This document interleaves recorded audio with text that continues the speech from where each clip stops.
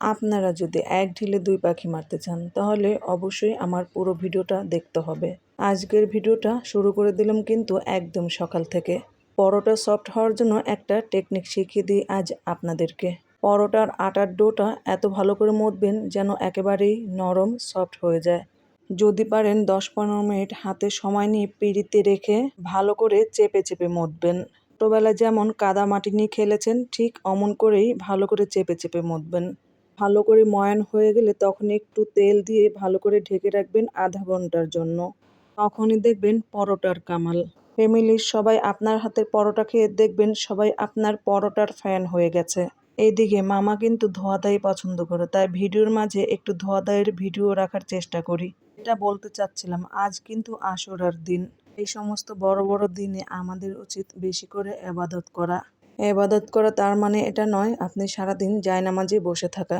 সারাদিন জায়নামাজে বসে থাকাটা এটা কোনো ইবাদত নয়, এটা হচ্ছে লোক দেখানো ইবাদত। ইবাদত হচ্ছে লুকিয়ে রাখার জিনিস, তাই রাতে ইবাদত করাই উত্তম। আমরা যার উদ্দেশ্যে ইবাদত করি সে দেখলেই হবে, অন্য কেউ না দেখলেও চলবে।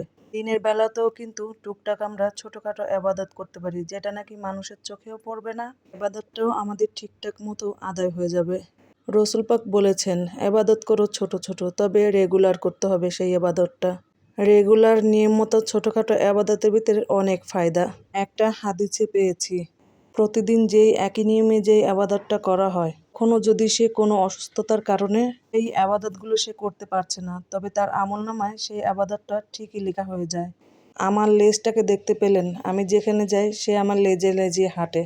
আমি রান্নাঘরে কাজ করলে সে আমার পিছনেই দাঁড়িয়ে দুষ্টামি করতে থাকে। যাই হোক, যেটা বলছিলাম, আমার কথাগুলো হয়তো আপনাদের কাছে শুনতে খুব বিরক্ত লাগছে, তবে আপনি যদি সত্যিকারের ইমানদার হয়ে থাকেন আমি জানি আমার কথাগুলো আপনাদের কাছে অনেক ভালো লাগবে। দেখেন, ছোটখাটো আমল কিন্তু আমাদেরকে নিয়ে যেতে পারে অনেক দূর এগিয়ে। দেখেন, আমরা কিন্তু প্রতিদিন 2 রাকাত এশরাকের নামাজ, 2 রাকাত চাস্তের নামাজ, 2 রাকাত তওবা এবং শুকরিয়া, সাথে 2 রাকাত হাজতের নামাজও কিন্তু পড়তে পারি। হাজতের নামাজ পড়লে যেমন মনের আশা পূর্ণ হয়, চাস্তের নামাজ পড়লে কিন্তু অভাবের রাস্তা বন্ধ হয়ে যায়। আর এশরাকের নামাজ পড়লে আপনার জন্য কিন্তু সুন্দর একটা ঘর তৈরি করা হয় জান্নাতে। আর তওবা শুকরিয়ার নামাজ এগুলো কিন্তু আপনার রেগুলার পড়তেই হবে। মহান সৃষ্টিকর্তা আপনাকে সৃষ্টি করেছে, এত ভালো রেখেছে, তার জন্য প্রতিদিন 2 রাকাত শুকরিয়ার নামাজ তো আমাদের আদায় করাই উচিত।